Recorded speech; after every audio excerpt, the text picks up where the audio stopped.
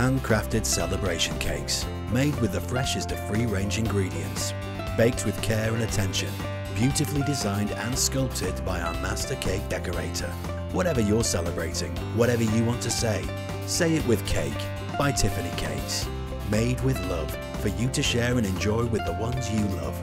To see our stunning designs and for an individual quote, search Handcrafted Celebration Cakes on Facebook. Say it with Cake. Tiffany Cakes.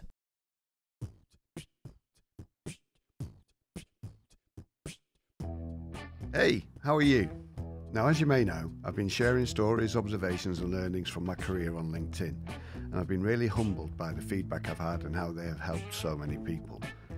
Following on, and with encouragement from friends and family, I've arrived at this point of hosting my own podcast, which for someone who has spent his career in radio and audio firmly outside the studio, this is scary new territory, but here goes. The For Real podcast is a series of conversations with colleagues and friends from the world of radio, audio and communications, who I admire and respect and have helped, supported and inspired me and many others over the years. They will share great stories, insight and learning to help you find your real voice, your authentic self and the confidence to own it. But before we get going, I want to thank my producer Alex Healy and my mates here at Distorted for hosting me in their fantastic studios in Leeds. Finally, might be the odd effing and jeffing, but after all, this is For Real.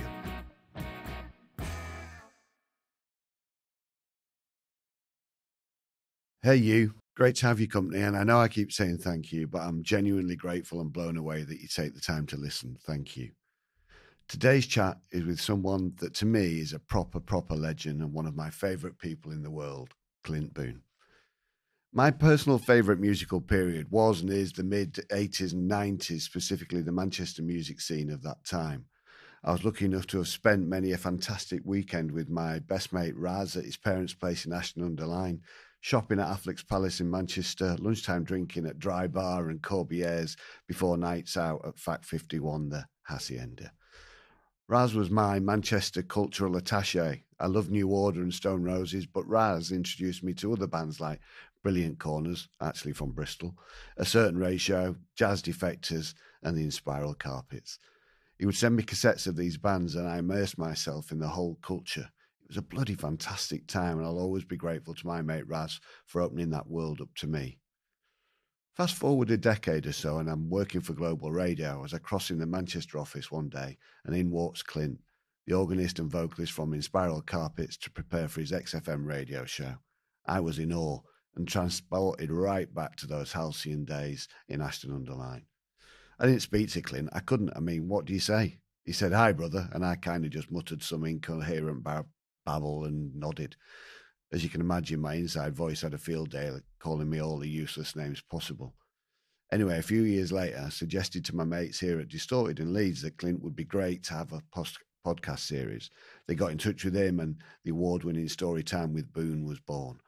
Clint sharing great stories and anecdotes from his life in music. Finally, I got a chance to talk and chat properly with Clint and exercised the first encounter at one of the awards dues, and he's simply one of the nicest and most genuine people I have ever met. We became good friends, and I'm delighted to say he's here with us today. Hey, brother, how are you? I'm good, man. How are you? Yeah, I'm good, thanks. And thanks so much for joining me today and on this little podcast thing that I'm doing. So I really appreciate it. Cheers, man. No, it's a pleasure. I'm hearing great things. Getting some great feedback for this. You've created something lovely. So it's a pleasure to be involved, Roger. Oh, thank you. And I mean, after Story Time with Boon and the awards that won, and that's a real honour. Thanks, mate. Now, I want to go back to the early days and the Inspirals. How did you get involved with that? Like a lot of things in my life, it was a complete accident, really. I said that, but I think somebody up there's got a bit of a master plan for me because all these accidents sort of there does seem to be a bit of a pattern. Basically, it's funny how that happens. Well, it's funny, isn't it? I mean, I was in the furniture trade at that point, and this is the early 80s. I'd been to art college with the intention of going on to do, a diploma so I could be a teacher or whatever. But I was at art college in 76 when the Pistols came to Manchester. I didn't see them at the famous Free Trade Hall gig. I was at the the Electric Circus gig a few months after. So it was December 76. I saw the Sex Pistols. The support bands were the Clash, the Buzzcocks, and Johnny Thunder's Heartbreakers. And that was the night, 9th of December 76. That was the night where everything went out of the window. You know, everything that I'd planned just went out the window, literally. It was like, that's what I'm going to do. I'm going to get in a band. I'm going to get on stage. I'm going to be in music. Because I realised at that point that working class kids like me with no real musical talent could be in bands and could be on stage and could hold an audience and write songs. You know, before that, as you probably remember, to be in a band on Top of the Pops in the early 1970s, you had to actually be a great musician and, you know, have some skills. And punk changed everything. So, yeah, left college, got a day job in a sheet metal factory to start with, just to get money coming in. And then ended up, a guy invited me to work for his furniture company, which was in Ashton Underline that you just mentioned in your intro, the Guide Mill in Guidebridge. And so we were in the building this furniture company, and I had the intention, obviously, just raising enough money to get into bands, you know, start making recordings and stuff. So I was hanging out with bands all the time while I was doing this furniture thing. And I became a director of the furniture company at 21 years old, just for being a bit of a grafter. The owner asked me if I wanted to buy into the company. So I just scraped up a bit of money, bought shares in the company. 21-year-old, I was a company director, which sounds all pompous, but the best bit was that it gave me a bit of power to take over some of the empty space in the factory that we had. So the Guide Mill back then had a lot of empty space in it, and I just took over some of this space and built little rehearsal rooms for bands and a very basic recording setup. So from 84 through 85 into 86, these bands were coming to me to rehearse and, you know, to record 4-track demo tapes. And that's how I met the Inspirals. I got a call one day saying this band from Oldham need to record a demo. Can they come and see you? And they came down. I recorded a 3-song demo, I think, on cassette. And then I loved it. I loved the band immediately. They were a punk band. There was no keyboards in it. It was just a raw punk band from Oldham. And they came back again a couple of months after to do the same, you know, another 3 or 4 songs. And I recorded those for them. And I think by that point, I'd started getting the idea of this might be the kind of band that I'd like to be in. Because I was really into 60s garage music, psychedelic music, you know, the 13th Floor Elevators and the Seeds and Question Mark and the Mysterians. And I sort of saw elements. How did you got into all that, Clint? How did I get into that? I think just because I've always been a music obsessive, and since being 7 or 8 years old, my life has revolved around the radio and records. So when you're on that journey, you stumble across all sorts of genres along the way.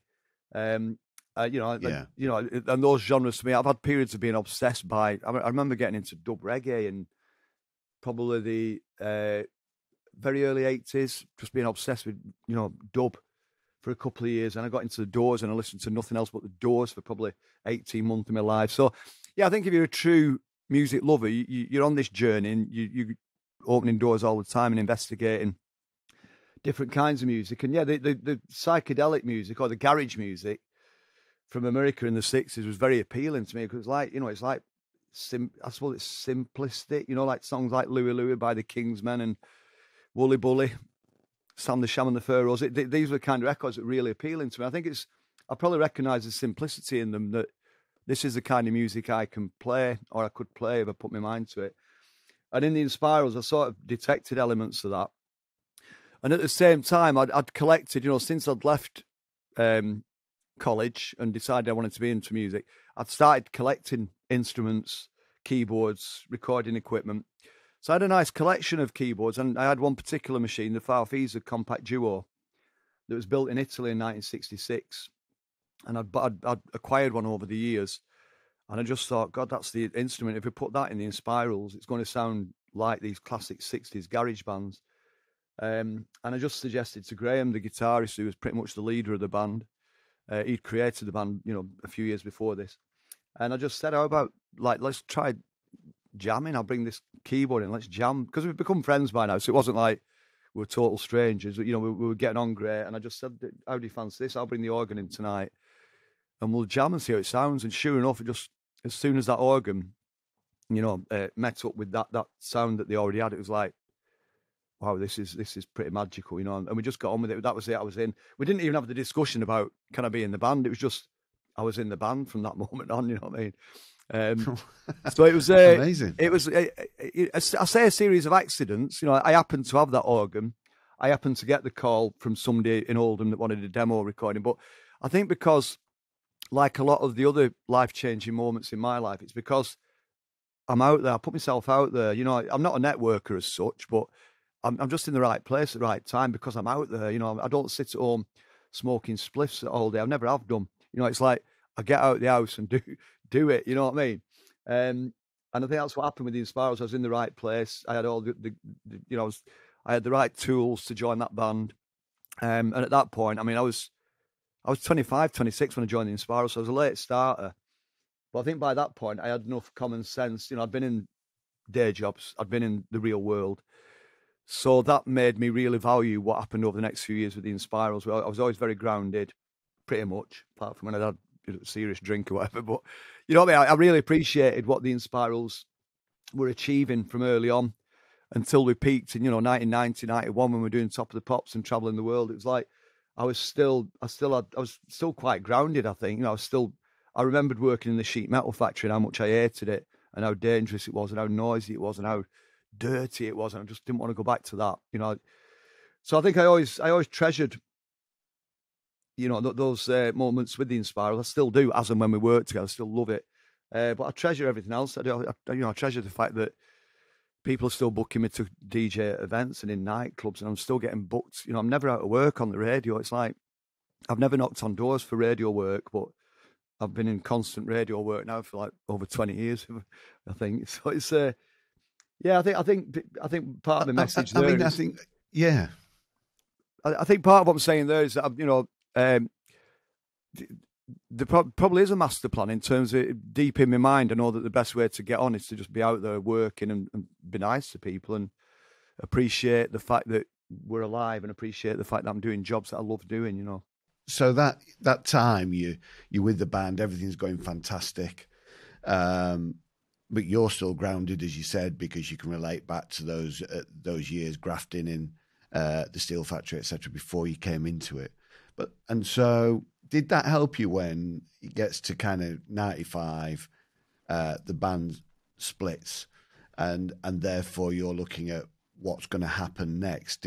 Or was that a sad time as well? But that grounding helped you just think, okay, what am I going to do next?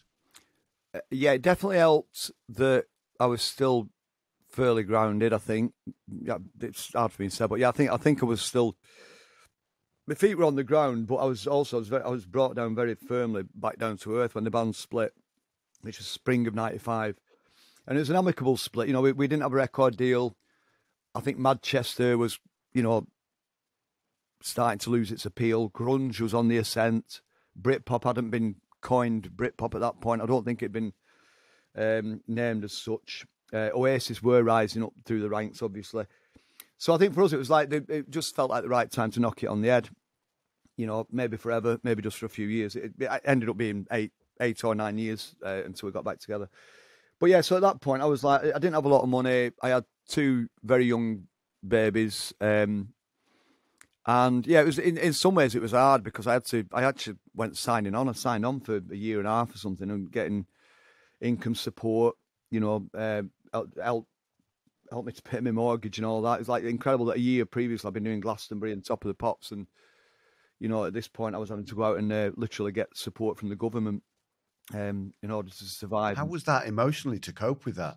It was heartbreaking, but at the same time it was inspiring because it meant that I just had to pull out all the stops and sort things out again, get the money coming back in, and it gave me a great opportunity to completely spread my wings, because at that point I'd been in the Inspirals for pretty much nearly 10 years, and that's all I'd done for 10 years. I was the keyboard player and songwriter, co-writer for the Inspiral Carpets. That's all I did for 10 years. It was I didn't really have to think about anything else. I didn't have to think about other income streams. It was all in there. So that when that was suddenly taken away, it was like, right, what do I do next? And it was like everything I do today, radio, club DJing, talking to students, educational stuff. I do a bit of that still. it all started then, really. It was like, that's when, you know, through necessity, I had to get out there and get working. And it's a period that I wouldn't change it. If I could go back and I got the opportunity to change that situation, I wouldn't, because it made me a lot stronger as a person. It made me a lot more confident in my own ability to create income streams from nothing. And that's amazing, isn't it? Because I just think, picking up on that, Clint, a lot of people at that time could have really affected their confidence, but as you say, that just really helped improve yours. Yeah, it did. And you know what's funny as well is that the next time that happened in my life was the beginning of the pandemic. At the beginning of 2020, that was like, I was thrown into exactly the same situation.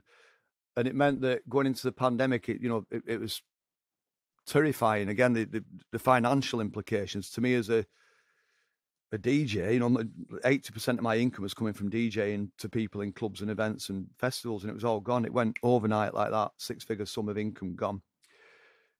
And it was terrifying, but I knew that I've been in this position before. I can create new income streams and I can support my family. And I did exactly that with the help of my brilliant wife. Just got stuck in, and it was like, 2 or 3 months into the pandemic, I was loving it. I was loving being at home, doing my radio show from home, doing artwork from home and selling it online, doing, the Disco Rescue streamed talk show, disco that we did every Friday night, me and Charlie. We just had a ball, and we kept the money coming in a very, I use the phrase working class probably a bit too much, but it was very much me harking back to my dad when he was a young husband, and he always had like a lot of income streams. He'd be a window cleaner, he'd be breeding chickens, and he had a corner shop, and it was just, I think that'll always be in me, that ability to roll with the punches and keep the money coming in from somewhere. Call me a blagger, call me a wheeler dealer, whatever, but I'll find that money if we need it. But and was your dad a big influence on your life? My dad, absolutely. Yeah, he's still here. I mean, he went physically in 2011, but yeah, he's still here. I'm looking at a picture of him now. But it's like when I can hear him talking now. You know what I mean? It's like when I talk, I can hear my dad. It's like mad, isn't it? And weird. When I look at my hands, I can see my dad. It's like, so I think that's how. Yeah, when he was alive, I treasured his being there, but yeah, I still feel like he still informs me and advises me and applauds me, constantly, really. So, yeah, very much an inspiration, my dad. Yeah, good lad. Amazing. I mean, I read that poem that you wrote, "Dad, You Were God," and it was such a moving and personal tribute to the man. I just thought, wow, what a wonderful thing. I wrote it for him after he died. I read it. I wrote it for his funeral service, and over the years, I've always thought about putting it to music, and being that moment in the pandemic where I suddenly had a lot of time to be creative. That's when I started making new music again during the pandemic and created some of my best work, I think. And that's when I finally got around to putting that "Dad, You Were God" to music. So it's not been released officially yet. We released it on Patreon. But yeah, at some point, some of that music I've made over the last 2 years will come out as a physical album. Hopefully, that's the idea, get out on vinyl. I can't wait for that. And you mentioned you got into radio presenting, and I think, was that Crash FM? Was Janice Long quite influenced in that? Yeah, again, it's just, check this out, for a series of accidents or grabbed opportunities. So that period in 95 when I was on my arse, I'd become friendly with a girl called Jane Morris, who was a producer at BBC Radio Wales. I think I'd met her through Adam Walton, I think was the presenter that she was working with. And I think he was one of many radio presenters over the years that had interviewed me as one of the Inspirals. So I was no stranger to the microphone, in terms of being a guest on radio shows. And I was with Jane in probably spring 95, soon after the Inspiral split. And she was talking about the forthcoming Reading Festival of summer 95. And she said, Adam can't make it, and we've got a load of interviews lined up. How would you fancy coming down to the Reading Festival? We'll put you up, we'll sort your accommodation out, we'll pay your fee, we'll get you a car if you need a hire car, whatever. But you do all these interviews for Adam for his show on BBC Radio Wales. So I'm like, that sounds like a great opportunity if nothing else, to get to Reading this year, because we'd played the previous year with the band. And I was a bit, I suppose I was feeling a bit left out of the music industry at this point. I was grabbing the opportunity to get a free ticket to Reading and hang out backstage with my old mates and that. So I went down there, and the interviews all went really well. And it was all people I knew. So it was Shed 7, Echo Belly, Sleeper, Echo and the Bunnymen, Boo Radleys, blah, blah, blah. It was like, it was it was what became Britpop. It was that stable of bands. They're all at Reading that year. And I got to interview them all. I've not listened to the interviews since. They might not have been brilliant, but it was me chatting to my mates, which is what I still think when I do interviews today. I think it still comes across. I'm talking, if they're not my mates, they're a fellow musician. So there's a lot of common ground, you know what I mean? So the interviews went well, but while I was doing this, Janice Long spotted me. Like, I was backstage in the VIP paddock doing the mic, the radio interviews. And she collared me after one of the interviews, and she said, "Oh, I didn't know you were doing radio." And I said, I'm doing a bit of this and a bit of that. And she said, "I'm about to launch a station in Liverpool, or about to do the RSL, the trial run. How do you fancy coming working with me on that?" And I said, "Yeah, let's do it." So she gave me a show on Crash FM. It was the trial run, the trial broadcast for Crash FM. And I was doing a Saturday tea time show and a Sunday morning show, I think I did. And it was, I loved it because it was like the first time that I was able to go on a radio station and play records that I loved and talk about them. This is why I love this track by Elvis, and this is a guy called Philip Glass from America that I love, and here's one of my favourite dub reggae tracks. I was just playing my favourite records ever and probably mumbling my way through it in between, or talking bollocks in between records, which is what I'm still doing it technically. But it gave me a bit of a taste for it. I did that for a month. And it was funny, a photograph popped up recently. I found a really beautiful black and white picture that somebody had taken of me presenting one of my shows on Crash. I think I might have put it online, actually. And it was literally like the CD decks were balanced on top of a load of exercise books, because the broadcast was done in a school, a primary school in Penny Lane, that part of Liverpool. And it was the summer holidays. So we had the classrooms as, the radio station. So this photograph, it's me, playing CDs on these machines that are piled up on exercise books, and really ramshackle, you know what I mean? And there's a mini disc player in there. I think I was playing some stuff off mini disc, and you can see it all on this picture. And it really captures the ambience of how where Crash started, because it went on to become a big station and a big deal. And yeah, for me, it gave me a taste of how exciting it was to share my music taste with people, over the airwaves. And then as a result of that, I think as people in Manchester started to hear that I was working with Janice Long, people like Mike Walsh at Century contacted me. I think Terry Christian, Terry had a really good evening show on Century, and he was having more and more time off to do with being on TV or whatever. And Mike and Terry said, "How about you standing on Terry's show?" which I started doing. And again, really loved that. That was proper radio studios, and I got to meet Andy McPherson, who pops up a lot in my career over the next few decades. And then Nick Davidson, who's a brilliant guy to work with back then. So yeah, it gave me a taste of, if you like, the corporate side of radio, which, to be honest, I think at that point I was a bit scared of stepping into that world, but I did, and my legs didn't drop off or anything. It was like, I enjoyed it. I love working with these people, and because I'd been a bloody maverick DJ and musician all my adult life, you know what I'm saying? That's all I'd done. I'd never had a proper job since I left the steel factory, or whatever, or the furniture trade. So I think I was scared of stepping into that. You are now employed by this big company, GCAP or whatever they were called at the time. But no, it felt good. And, the Century thing went well. And all along this period, I mean, this would be 96, 97 probably. And I was doing other RSLs, like, we did one in the Oxfam shop in Manchester, and we did one in the Pop Cafe, just little radio license applications, RSLs, and I enjoyed it. I got a taste for it. And then I was working on a project, the NG Benji Kids TV show. I did all the music for that. I did a full album that never got released, but I did the NG Benji theme tune, which is quite well known. But I also created songs for all the characters in the program and all the vehicles in the program. I won't go into the details of that, but basically, I created a 15-song album for ITV, and I spent all of 2004. It would be finishing it off. Yeah, 2004. And literally the day that I finished the last song and the last mix, and it was the moment I realised that was it. It's all finished now. It's all done. And I put my feet up on my mixing desk in my little house in Stockport. I had my studio in the loft. And literally, I put my feet up and my phone binged. I had an old mobile phone.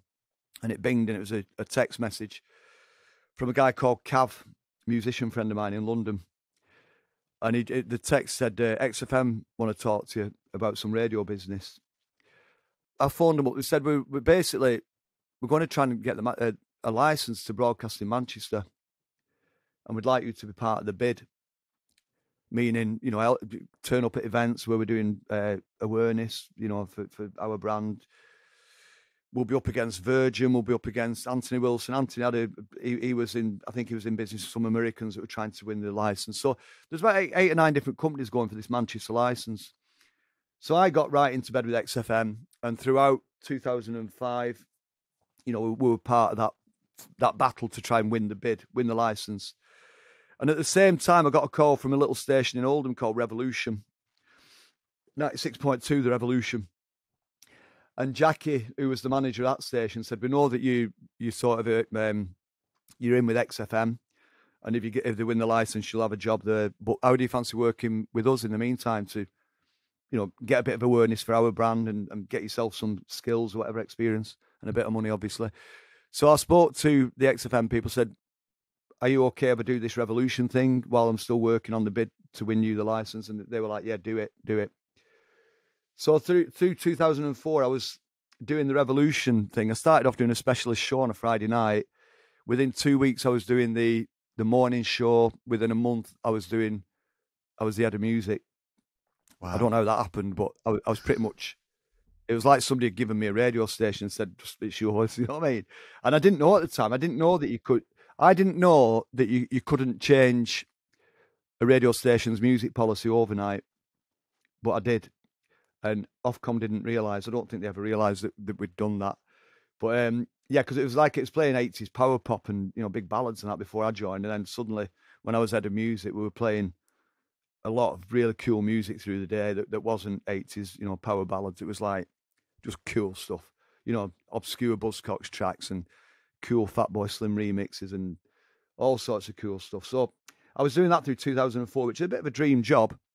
And then I got the call early 2006, early 2006, got the call, I think, from Mike Walsh, because he was part of the XFM team as well. We've won the license for Manchester. And I'm like, wow, incredible. And I don't know if I told him on the spot or whether I phoned him back, an hour or so later, but I decided I was going to stay at the Revolution. Right? So it's partly, I was a big fish in a small pond. I was doing what I wanted. I was, in charge of the playlist. They'd given me a company car at this point, and the wage was all right. It was stability. It was literally in the town where I'd grown up. It was on Oldham Edge, which was the big hill that we used to play on. It was literally my playground as a kid. I had a pub in the middle of it. I think it was called the White House at the time when I was a kid, and that became the Revolution.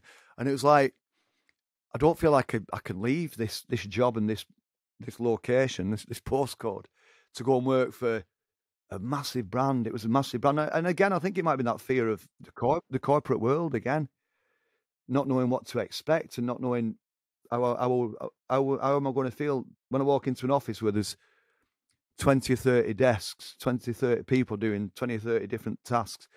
Is that going to feel right? And I told Mike, I said, with all respect, I'm chuffed that you've got the license, but I'm going to stay at the Revolution.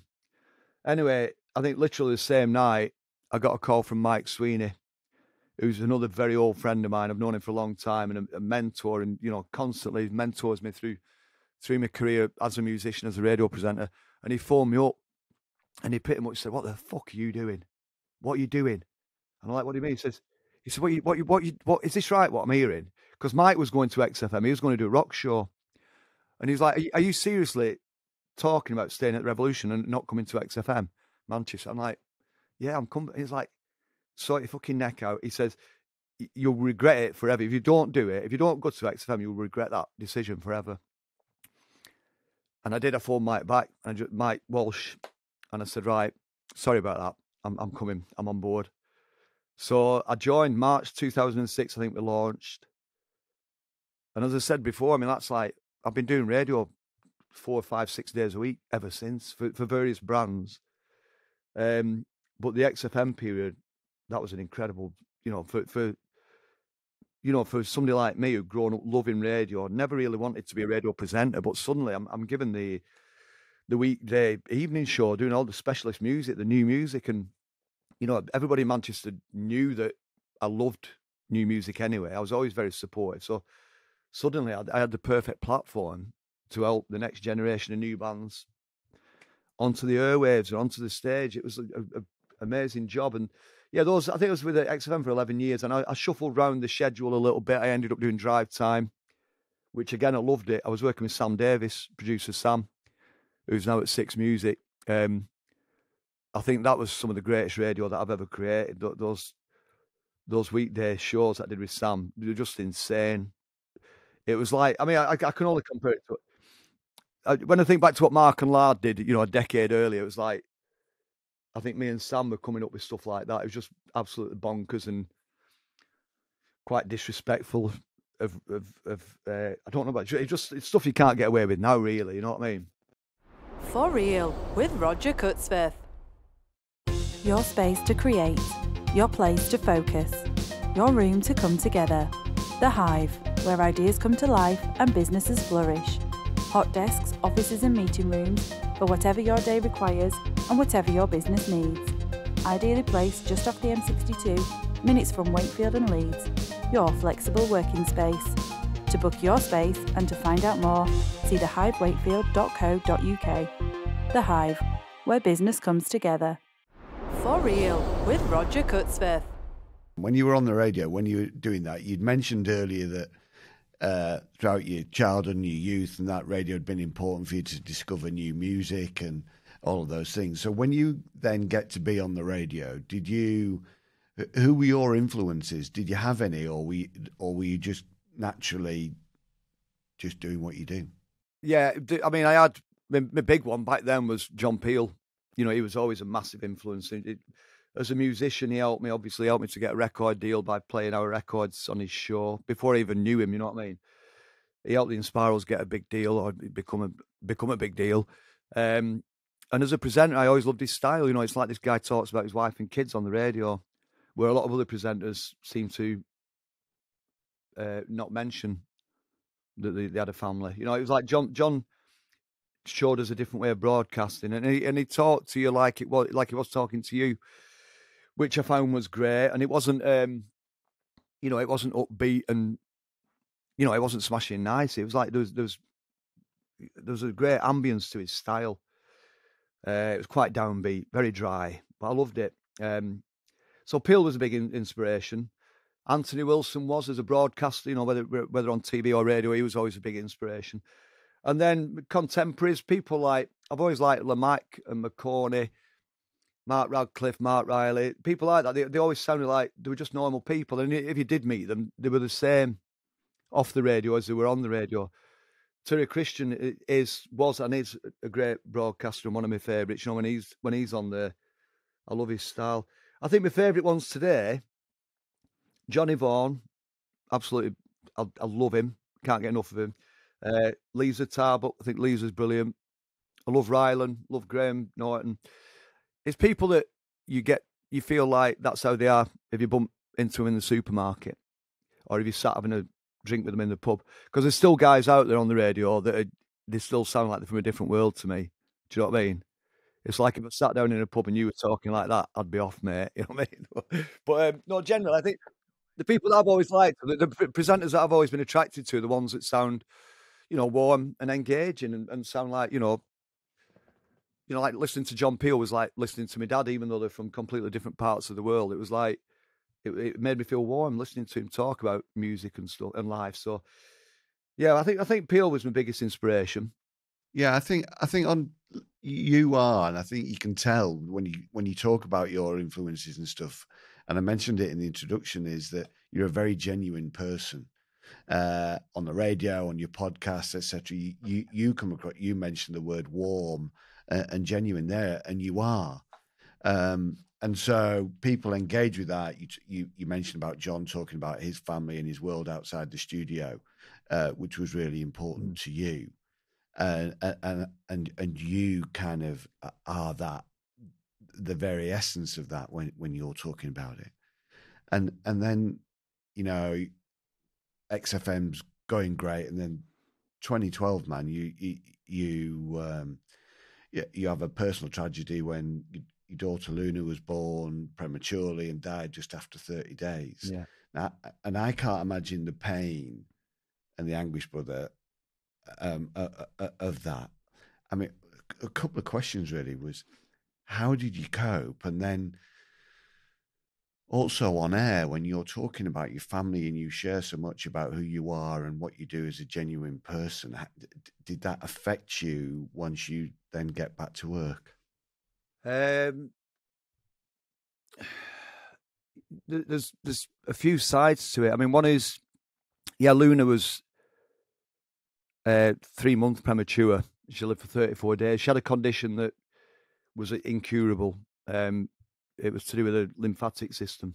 So we knew she had a problem in the womb. We knew, halfway through the pregnancy, we realised that there was a problem, an issue.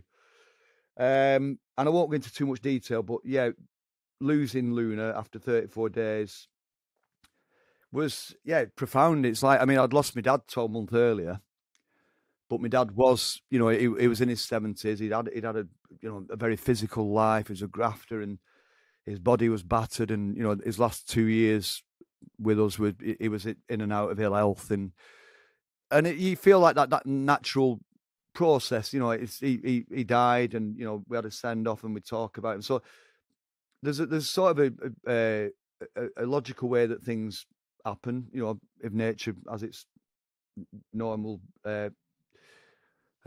path. But with Luna, I mean, you hear a lot of people that lose a child that there's nothing that can prepare you for that.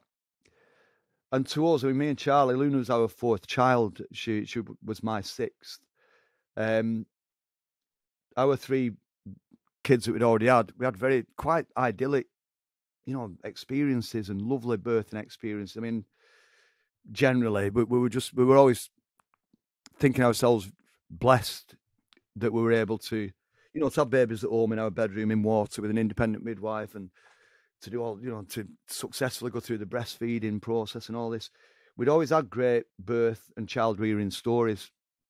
And then suddenly, this happened, and it was like we were thrown into a different world. We were thrown into a world that we'd heard about and read about, the newborn intensive care unit at the local hospital. We'd heard about it, but you never saw it. We had friends who had poorly babies that had been in the baby unit, and we'd heard about it, but you don't generally go and visit these babies because you can't, because they're very poorly. So what I'm saying is, we'd never seen that world, and then suddenly we were in there. That was our world for the next, the couple of months before she was born, where she was having surgery within the womb, which was incredible that technology could do that. And we're blessed that we got to witness that as a thing that's part of the world today. So it meant that we could raise awareness for a lot of what we experienced. But yeah, that became our world, that dark, scary place of, wires and beeps and fucking weird noises every day. So yeah, I mean, how did we get through it? We had each other, me and Charlie. It made us closer than ever. I think a lot of people, it'd break them, and it does break people. But we had each other, and then I had a massive people out there that knew about it, that, my following online. And sorry, Roger. Yeah, there was a lot of people supporting us and helping us, people that we'd never met. Because it was a very public birth, it's like 1 minute we're celebrating the fact that, Clint and Charlie having a baby, and then next thing, the baby's poorly. Our little boy Hector, while baby Luna was still in the hospital, Hector started a fundraising campaign to try and raise money to buy comfortable chairs for the baby unit, because they didn't have breastfeeding chairs or chairs that the mums could relax in and hold the baby. So Hector, who was only 5 or 6 at the time, said, I'll get my hair cut off and we'll raise some money to buy a chair, which he did. He had his hair cut off, and it was all very public. This is while Luna was still alive. At that point, we didn't know she was going to die. You know, we were still hoping and praying. Hector started this fundraising campaign. It just went through the roof. I mean, it's still open today. It's raised like £46,000 to this day. We bought a dozen of the chairs that we wanted for the baby unit. So I think what I'm trying to say is some positives did come through it, but the support of thousands of people who I didn't know, because they'd heard about it through Twitter, through the Manchester Evening News, through the radio, whatever. It was like that actually, in a funny way, it did help us both.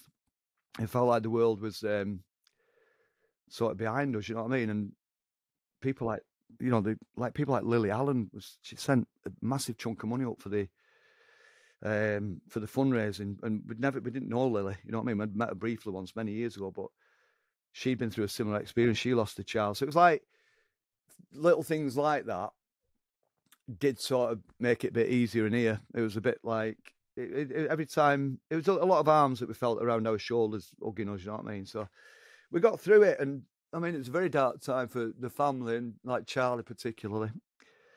You know, she had a year of absolute, you know, hell really, mentally. But we got good support from the local, you know, the mental health team helped out a lot. And we got through it, just worked our way through it, fought our way through it, and came out the other side. And you know what happened then? That was like, let's do homeschooling. Let's get our kids out of school and do it ourselves, which we did. So I'm not convinced that we'd have gone down the homeschooling route if we hadn't lost Luna. It just made us want our kids here every day. So I think that was, to me, that was one of the reasons we went down the homeschooling route, which we've been doing now for 10 years. And we've never looked back. And Oscar, our 18-year-old, is our first product of our own schooling, and he's absolutely just smashing it. He's a bass guitarist. He got all his sciences on GCSE, but he's gone off into the world to be a session musician, and he's in a great band called The Solution. They're absolutely stunning. And so, yeah, I think the homeschooling thing was, to me, partly as a result of losing Luna and wanting to have more time with our kids, you know what I mean? So I don't know if I answered your question there, but yeah, I mean, we've got a lot of support. I think, yeah, I found the radio was, to me, to be able to go on the radio and, you know, reference the baby unit and St Mary's Hospital and all the great work. Yeah, it's quite therapeutic. I think even to this day it is as well. I mean, I've not been in the baby unit for a long time, but I still meet parents, you know, every couple of weeks that say, we've just been in the baby unit and those chairs you bought are amazing, you know what I mean? So it's nice that we still get positivity from it, you know what I mean? And is it nice as well? You mentioned Oscar there, the first one to graduate from the Boon homeschooling, and School of the Boon. School of the Boon, yeah. and then going on to, I think you mentioned before we started recording that he's going to university. You mentioned he's a fantastic bass musician in a band as well. Is that lovely to see, him moving out into the world, doing his thing, and just being able to encourage him and support him in that? Yeah, I mean, not just because I'm a musician and I've seen the journey that I've had because of a musical instrument or a band. It's like Charlie's totally in this with me as well. She's equally as, we just couldn't be happier that Oscar's got that bass, learned how to play it. He's out there, you know, he's working with 3 bands at the moment. Is he 3? He's got The Solution, that's the 3-piece post-punk type band. He's bass player and vocalist in that. He's working with a soul singer who's brilliant. She's got him doing gigs and she's paid him money to do it. And there's another guy called Dan Selwood that he was at college with at the Manchester College. Dan's got a band, and, you know, Oscar's his bass player. He's already a session musician. And I think a lot of parents would be like, yeah, but should you not have something better to fall back on? No, just keep going down that path and see what doors open, Oscar, you know what I mean? It's like, and once he gets into that university from September, he's going to be at Salford Uni. He's got a room on site. He's in the halls, and I know that he's going to fly within the educational program. He'll smash it, but outside of that, the social part of it, his most important stuff is about to happen after tea time every weekday and weekend. It's like that's where the bands will form and people will collaborate and let's try that and let's try this and let's go get in there now. And you can use the studios until midnight or something like that. It's like you just Fantastic. It's like the way I felt when I was at the Revolution and somebody just gave me a radio station. It's like somebody's about to give Oscar a complete university that's all about music. It's so exciting. It's like, you know, I'm buzzing for him. And at the end of the day, we know that he is clever enough where if he needs to look at another profession at any point, he'll do that. But no, he'll be all right. He'll do all right. He can DJ. He used to DJ with me, but you know, I said I'll get him some DJ work now, and he can start doing a bit of that to raise some pocket money and that. So great to see, and I look forward to following his career and seeing what he's going to do. And you're on radio. You're doing the show on Excess in Manchester. It's still a big part of your life. You're doing DJing as much as ever. Are you still enjoying what you're doing, and most importantly, getting something back from it? I enjoy everything I do. It does. It's exhausting at times. So if anything, that's the only issue, that sometimes I'll find myself doing 3 gigs on a Saturday again, and a lot of driving, and you know, by 1 o'clock in the morning, you're outside a nightclub in your car thinking, right, come on, get in there, come on, get in there, you'll be all right. You know, there's a lot of that. But what's happened is that during the pandemic, I decided I was going to slow down a bit in terms of not saying yes to every single offer I got, which is pretty much what I did before the pandemic, because I thought we need the money. So yeah, I'll do that pub gig because it's, you know, a bit of money that'll buy us some shoes or whatever. So during the pandemic, I realised that I didn't have to say yes to absolutely every offer I got. And I had every intention of slowing down a bit after the pandemic. But what's happened, because a lot of the dates have been rescheduled from the pandemic, I'm still doing gigs that have been rescheduled. So I can't be that Tuesday where I can say, sorry, I'm only doing 1 gig on that Saturday. It's like I've got certain responsibilities and, just people I don't want to let down. So I'm still running around like a blue arse fly, as they say. I still feel a bit like that hamster on the wheel. But long term, yeah, things will be changing over the next couple of years, I think.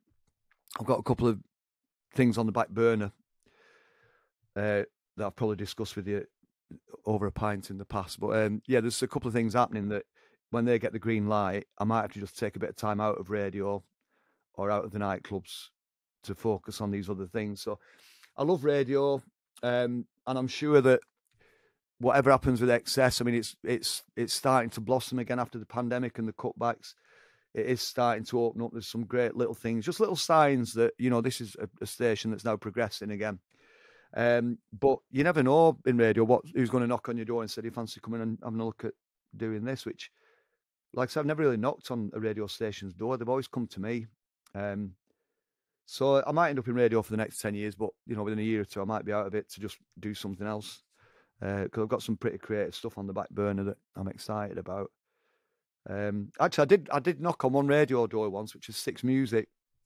So at the middle of 2015, when it's September 2015 when XFM became Radio X, and I got this. They put me on Sunday nights, which I wasn't dead happy about it, to be honest with you. But I thought I'm sticking around anyway because it's a great brand to be aligned with Radio X. And I was doing the me and Vernon Kay did a brilliant thing on every Friday dinner time, midday Fridays, I think it was. We did a 1-hour show, Clint Boon and Vernon Kay. I think it was called the Indie Disco, and it was like one on, one off. He'd play one, I'd play one, and we'd have a bit of banter. And it was like just big old dance tunes and rave tunes. And it was like the spike in listeners for that was, you know, it's famous at the time. So I enjoyed that year of Radio X. Sunday nights and the Vernon thing. Give me time to develop Storytime with Boon, the podcast that you talked about. And I got a little job with the BBC Radio Manchester doing an 80s music show on Saturday nights. So that got me familiar with the BBC way of working. You know, so yeah, it was a good year in some respects. But what I did do was I put a call into Six Music to see if there was any chance of me getting some work with them. And it was Paul, I can't remember Paul. I think it was Paul who was the content manager at the time. And I had a meeting with him in London. He said, we like what you do. We know what you do. You're good at what you do. But we've got a lot of people like you, i.e. musicians, who become radio presenters, which they had at the time. You know, they had Iggy and Guy and Jarvis. So they said, we don't want you because we've got a lot of musicians doing radio already. And since then, they've gone on to employ a lot more musicians to do radio. So maybe it's just me. No, but it's a great station. I love 6, and it's one of our go-to stations, obviously. And yeah, maybe one day I'll get the call. Maybe. I mean, I think I mentioned this to you before. We do this thing every on every episode that we do, which is we call the Columbo moment. It's that one last thing. So for people that are listening, we like to give them a takeaway, a bit of advice that either they've had given to them or just something that they've picked up along the years that they'd like to share with the listener that can maybe help them in their lives and their careers. What would that be for you? What would be that big one piece of advice that you could share? I've got a go-to thing, which I've never really updated it over the years. I've been saying it for years, and I probably should think about it and think maybe create another one, but it still works, and it's follow your soul, not your wallet. I've always said that to people, you know, and it's what I'm saying now to Oscar, and hopefully he'll live by that as he goes through his journey, that do what feels right in here, you know, rather than, I mean, I find myself chasing the dollar quite often when I need a bit of money, and I get out there and find that money, but it's usually by means of things that I love doing. So during the pandemic, when we needed some money for the family, I started doing cow pictures, you know, cow art, and, you know, making new music. Yeah, it's funny, isn't it? It's just that it served me well, that little fella. I mean, I designed the first one back in 1980, 86 or 87. I might have designed the first one. But yeah, over the years, I've done them for charity. So like people, because I've given away, a lot of people said, can you give us something to auction for charity? And over the years, I started doing cow pictures because I don't want to give away my electric organ from the Inspirals, and I don't want to give away my first ever, whatever, test pressing of my first record. So I started doing cow pictures to give away for charity, and they'd fetch like a lot of money, these things. You know, like hundreds or thousands of pounds for a little silly drawing of a cow. And I've always said, like, if I ever get stuck for money, the family, I'll start selling these. And during the pandemic, that was one of the first things I did. I started selling cow art to Inspirals fans pretty much, and that brought in extra money. But what I'm saying, follow your soul, not your wallet. I've always done, you know, there's times in my career, my adult life, where I could have got a job as a taxi driver, you know, and with all respect, I'm not knocking taxi drivers, but I've always found an alternative way of making money that still fits in with my creativity, whether it's music, radio, drawing cows, or talking bollocks. It's like it's what I do, and yeah, it's I think that's it. That's my mantra. I think follow your soul, not your wallet. You know what I mean? I love that. I love that. Yeah. I think it's so important, and as you say, with Oscar starting out on his career as well, what a great thing to be able to say to anyone starting out or anyone at any stage of their career. But yeah, follow your soul. Could just expand on that as well. I think one of the things that me doing that, following my soul and doing what I want to do and what I love, if I look at all the things that I do that I'm known for and that I make money from, like radio, being a keyboard player, being a songwriter, being a singer, being an artist, it's like I'm not brilliant at any of them, but I enjoy it and I do it with passion. DJing in the nightclub, I don't beat mix, you know, I don't do any, I don't scratch. I play the records the way the people recorded them. You know what I mean? Yeah. It's like, who am I to speed up? Who am I to speed up Smells Like Teen Spirit and mix it in with a Buzzcocks track? No, we'll keep it the way it was made. You know what I mean? So it's like, but I when I DJ, people can see I love these records. I love being with people. So I'm passionate about it, and that's what people buy into. You know what I mean? It's like they buy into the passion that they can see when I'm DJing, when I'm with my band, when I'm singing, when I'm on the radio. It's like, so I don't consider myself to be brilliant at any of them things, but I've made a living out of it because people subscribe to it because they like the passion that's behind it. Yeah, I think you're brilliant at all of those things, and I think, you know, when you look at the Boon Army and the following and I think the genuine love and affection that people have for you, I think it's amazing that you just see yourself as doing what you do and being passionate for it. But I think that passion comes across, and again, that, I mean, you talked about playing the music as it was intended to be heard when it was recorded. It's that sense of it being genuine, staying genuine to what that track was, but staying genuine to who you are as a person as well. And I think, more and more in a world which there's such a lack of any authenticity or any genuineness at times, certainly in public life. I think when people see that in you, I think it's heartwarming, because it makes you feel, when you talked about listening to John Peel, it reminded you of having a conversation with your dad. That's so kind of emotive, because people want to feel that. People want to feel that they are supported when you went through your really tough times, and the warmth that you got from your following as well. It's that's out there because of who you are, such a warm and genuine person. And it's been a pleasure to talk to you, man. I really appreciate it. Well, it's been an absolute pleasure talking to you. It's always nice to catch up with you, Roger. And keep up the great work, man. Great to catch up, and dishoom again soon, yeah? Absolutely. Who's paying? Me. We'll split the bill again. No, it'd be great to see you both soon, man. And absolute pleasure as always being in your company. Cheers, man. Great to talk to you. Give my love to Charlie. Speak soon. Go beyond the crash diet. Fight further than the fitness plan. To change your body for life, change your lifestyle. With the Wellness Mentor, you can benefit from years of experience in healthy eating, exercise and mindset. Expert guidance in nutrition, motivation, body image transformation. Take control of your well-being and make changes that last. To find out more, see thewellnessmentor.co.uk. Make a change. Make it last with the Wellness Mentor.